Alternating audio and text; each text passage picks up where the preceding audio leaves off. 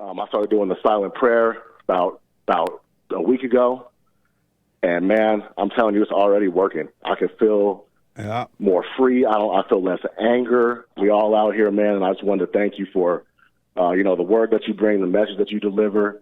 It's impacting my life. You speak the truth.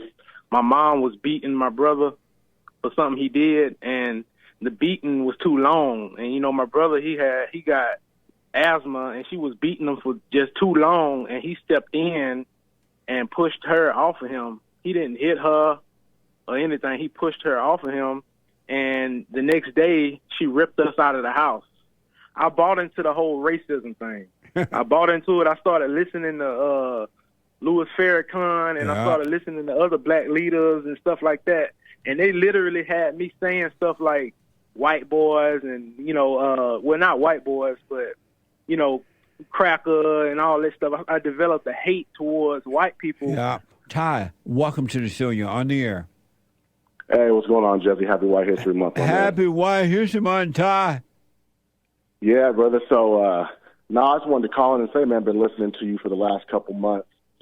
A black male here in Colorado, and definitely, man, heard your interview the other day with Sneeko. That was amazing, huh? Man, that was a great one. Yeah, and right after I heard you talking, I immediately got off that podcast and called my mother and forgave her and apologized for resenting her for keeping me from my father. Nice. So. Now, my situation is a little different. I was raised in a two-parent household, mother and father both married, good upbringing, but that's beside the point from what I heard you saying. You still have to be able to forgive your mother because there's still that nature that God intended, God over man, man over woman, woman over family, that got messed up in sin when Eve listened to the devil in the garden, so that order got messed up. Yes, so sir. I'm like, the only way I can release and free myself is to forgive her and to forgive my father for not protecting me. You know what I mean? And so I started doing the silent prayer about a week ago, and man, I'm telling you, it's already working. I can feel more free. I feel less anger. I feel like I'm starting to get clarity from the Lord, like I'm walking in the light. And what did your mother say when you called her? My mother, she was happy. She was like, "Nice, thank you. I appreciate that. I love you. Thank you." So it was all a positive thing because I think she understands and she knows. You know what I mean? Yeah, that's what happened with my mother. She apologized instead of denying it. She said, "I'm sorry. I didn't realize I had done that to you." And she told me about her life, and her mother did exactly what she did to me to her. And she didn't realize that was going on. And how about your father? Are you close to him? I'm close with my father. He was out of town yesterday for work, but he's back today. I'm gonna be giving him a call today, forgiving him for keeping me from not protecting me from my mother. Yeah. And then we're gonna be off hitting the roads running, man. Doing the silent prayer and walking in the light. And also I've been married to a white lady for the last 5 years, and her family, I love her family. They come over. We embrace each other. We all conservative Republicans. We all voting for the Great White Hope coming up. The Great White Hope. Great White Hope, man. And then also been working on my parents for the last couple of years, and they just recently switched from the Democratic Party to the Republican Party, and they'll be voting for the Great White Hope too. So nice. We all out here, man, and I just wanted to thank you for the word that you bring, the message that you deliver. It's impacting my life. You speak the truth. Keep doing what you do. There's a lot of haters out there, and I get them out here too. A lot of black people ask me, well, why do you do that? Why are you voting for Trump? Why are you walking with the white people? I'm like, look, man, this country was founded with white people and on those principles. You know what I mean? And you're at the wrong party. That's the party that's trying to hold you down. You just don't see it. But that's right. We're waking up, man. One by one, I'm trying to get us to wake up and come back. So I want to encourage you to stay with the silent prayer, and because you haven't seen anything yet, the light, the love of God, especially now that you're welcoming the truth in, the love in, He's going to destroy the ego nature, which is of the mind and emotions, and you will rise and you will live. It's going to blow your mind, man. Just stay with it. I don't care, because there are going to be a lot of people who will turn against you, and it's not because of you. It's because they hate the light in you. The darkness in them hate the light in you. So when that does happen, and it will, you just wish them well, and you stay on that straight and narrow path, and you will live. It's going to blow your mind. You live your own life. It's going to be amazing for you. I'm looking forward to it, Jesse. I'm going to keep listening to you, keep supporting, and definitely staying on the silent prayer and continue walking in the light. That's right, man. Well, God bless you, and happy White History Month. Right on. Appreciate you. Happy White History Month. God bless you, Jesse. You too, buddy. Wow. There are a few out there want to wake up. Most people love their hell, and they try to give you hell to keep you in the hell so they can suck life away from you. You wish them well, and you move on. Stop arguing with the devil. Tevin, welcome to the show. You're on the air. Happy White History Month. Thank you. Happy White History Month, buddy. Amazing. My question is, how do I forgive my father after he passed? He passed back in 2013, and I wasn't super young when my mom separated us from our father. I was young enough to remember that. I remember the situation that made that happen. My mom was beating my brother for something he did, and the beating was too long. And, you know, my brother, he got asthma, and she was beating him for just too long, and he stepped in and pushed her off of him. He didn't hit her or anything. He pushed her off of him, and the next day she ripped us out of the house. And we ended up living in homeless shelters and moving to these little programs where, you know, it's for women that get abused by their husband and all this stuff. She went through those programs, and we was bad. We was in a bad situation ever since. And I grew a little bit of resentment towards my dad, but I grew a lot of hate towards my mom for separating us from our dad. And he used to try to find us. Every city she would move to, he would find us. He would show up somehow, you know. So how can I forgive my father for not protecting us from our mom? And how can I get rid of this hate that I have towards my mom? Well, number one is that now that you know that your father was trying to find you, and you're fortunate in that you were old enough to see that it was your mother and not your father. And just know that he did the best he could. Like all of us in life, we do the best we could until we wake up. And just know that by knowing yourself, it will cause you to forgive him, because you know that he loved you. And when he left, he didn't leave you. He left your mother, because he loved you. Fathers love their children. When they leave the mother, not the father. And so now that he's dead, just realize that. And realizing it, which is from God, will cause you to forgive him. And with your mother, is your mother still living? Yeah, she's still living. And my mom left him. He never left. Right. He ripped us out of the house. See there? Yeah. And so just realize he loved you, and knowing that, God will cause you to have no resentment toward him at all, and you'll be fine. But you need to go to your mother and forgive her for what she's done. I'm sorry, Mother, for resenting you, for turning me away from my father, keeping me away from him. It was an evil thing that you did, but I realize now your anger was causing you to do it. And I'm sorry for resenting you. And if she apologized, fine. If she doesn't, fine. If she start crying, fine.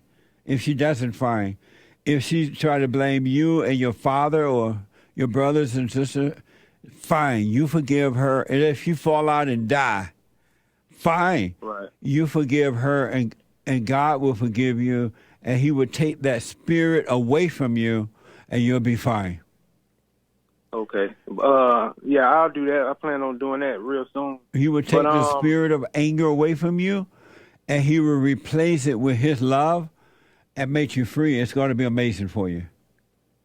Right. I plan on doing that. And I went through a lot of hell in the household after my mom separated us from my dad because I looked just like my dad. Oh, yeah. So she used to pick on me a lot, and we Yep. used to argue all the time. And her arguing with me or me arguing with her, that put the spirit of anger in me, I guess. Yeah. And she created me in her likeness and image. So when I got in relationships with females in my late teens, when I was like 18, 19, 20, I used to think it was okay to argue with women and stuff like that. And, you know, I used to easily be angered, even at jobs and stuff like that. They used to always say, oh, he got a bad temper. He got a bad temper. And I used to think it was cool to be like that. Yeah. But it's bad to be like that. It's not good to be like that. That's right. The worst thing that can happen to a child, a boy or a girl, is when they look like their fathers and when they're close to their father. The mother literally hate the boy or girl that is close to their father or look like him. They will literally destroy you because of their hatred for the father. And so it's hell anyway to be raised by a mother with anger, but it's double hell if you look like the father. Right. And so one thing I noticed looking back on it, because I'm 20, I'll be 29 in a few days. And looking back at it, I realized that I was close to my dad when we was living together, but when my mom separated us, I started ignoring my dad. I started ignoring his calls. He used to try to call me, and when I turned 17, I went out and bought my own first truck, and he used to come to the city we was at on a bus, and he used to try to call me and get me to come pick him up, but I would ignore him and stuff like that. He'll leave voicemails and, hey, Tevin, it's your dad, please call me back. And I used to ignore him because, I was busy dealing with females, and I guess I had resentment towards him, or I had the hate from my mom inside of me. Yeah. That's why I didn't, I ignored him and stuff like that. Your mother had recreated her image, and you were hating your father with your mother's hatred, not your own. It was because of her. You took on her identity. Yeah. What a mess, huh? Exactly. Yeah, and now that I pay attention to my mom, man, the house, it feels kind of weird talking about my mom like this, but every house she moved into, rats, roaches, the plumbing go bad in it, the toilets go bad. Every house is just it gets destroyed. Yeah, it's terrible. I don't know what that is, man. That's that anger. That's that dark, evil spirit inside of her. She has no peace at all. Inwardly, she is miserable, and that's why you see outwardly what she's really feeling on the inside. Right, and my grandma, her house was the same way. Right, I'm about to tell you, she's just like her mama. Her mama did it to her, and it goes on from generation to generation with every race of people until somebody finally forgive, and they start a new generation, a generation of love and not of hate. And this is what's wrong with the blacks. It has nothing to do with white folks. It has nothing to do with racism. It has nothing to do with slavery or Jim Crow or anything. It's right there in the home. It comes from the mother. Right. And you want to know something, man? I recently, it was this year and last year, I bought into the whole racism thing. I bought into it. I started listening to Louis Farrakhan, and I started listening to other black leaders and stuff like that. And they literally had me saying stuff like white boys and, well, not white boys, but, cracker and all this stuff. I developed a hate towards white people because I was listening to the people that's pushing victimhood. Yep. Amazing. And I became a victim. And then I look at my life, man. I have a small business here in the city of Montgomery. Most of my clients are white. Amazing. And most of the clients that give me hell about my prices and stuff are black people. They always haggling me about my prices. Can I get a discount? Why it's so high? And, they trying to make me feel bad about what I charge. Yeah. But most of my clients, they white. And most of the, a lot of the people that's black people that's complaining about white people and hate white people, they rent to white people. You living in their house. Like, come on now. What a mess, huh? You know, you reminded me of when I moved to California at 18. I started listening to Jesse Jackson and the NAACP and Louis Farrakhan and all of them. And I started to believe the same thing, man. I thought white people were my problem. It was weird. Growing up in Alabama, I didn't think that at all. Under the Jim Crow, when the Jim Crow law existed, I didn't think that at all. But when I moved to L.A., they had made Jesse Jackson and all those people look like they were black civil rights leaders, and they knew what they were talking about. And I believed a lie.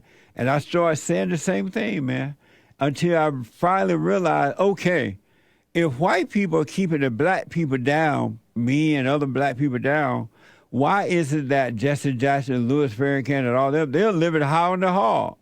They have families, they live in amazing homes, they live in private communities. How come they're not being kept down? And that's when I realized I had been lied to. Right. They pushing lies, and if they push a lie and you believe the lie, you start operating in a certain way that'll keep you in a certain state. That's right. What a mess. But you're waking up now, and so you're going to be fine. But you got to face your mother and don't expect anything from her. Don't ask for forgiveness. You forgive her, and God will forgive you. And he will take the spirit of your mother, which is evil, and it's not her spirit, but it's the Satan, the spirit of evil that made a home in her, and he would take that away from you, and he would change your heart, and life will begin for you. Are you doing the silent prayer? Well, I just started listening to you about a week and a half ago. Okay, but I do plan on doing it. Yeah, do the silent prayer so that the light, the love, the power of God will bring you out of your imagination. All thoughts are all lies all the time about anything. And he'll bring you out of those thoughts and give you a clearer mind. And life will be amazing. It's going to blow your mind, man. Right. And I remember you saying something in the video. You were saying that God doesn't speak in words. He speaks. He reveals things to you, like revelations and stuff. And I used to think that the voice I used to hear in my head was God, and it's really the devil. Yes. You know how... Anytime I listen to the voice, bad stuff happens. You know yes, sir. Absolutely. You know how you can see now that what your mother has done to you? You see clearly now that your father loved you. You see clearly that the so-called civil rights leaders like Louis Farrakhan and others lied to you. You see how you can see that, right? Yes. That's the voice of God. Wow, revealing things to me. Absolutely.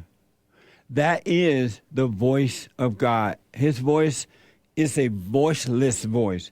Satan's voice talks to you in your mind and makes you think that it's him, that is you. I mean, it makes you think that it's God, and it's not. Right. Man, I wish you well. Let me know how it goes when you face your mother. Do the prayer and just live your life. Don't let your mother take advantage of you of anything. You live your life. You don't owe her anything. You live your life, and God will guide you. I will. Thank you so much. You're welcome. Have you heard of Eufaula?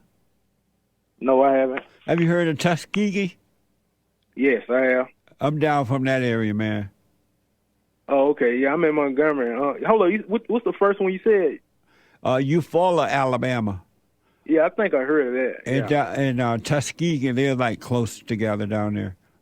No, about an hour or so away from Montgomery. But man, thanks for your call. Work on yourself. You're gonna be fine. Okay, thank you so much. You have a good one. You too, buddy. I'm telling you, no such thing as racism. You've been lied to. And once you believe a lie, once you believe a lie, it's hard to believe the truth again. You know how you believe a lie about your mother, from your mother that says your father is the bad guy? When she's really the villain, it's hard to believe that it's not your father. You have believed a lie. And then someone come along, if you're not really ready to see the truth, someone come along and say, no, it's your mother. You want to fight, especially if you're black. Don't talk about my mama. You want to defend your God. because you cannot see.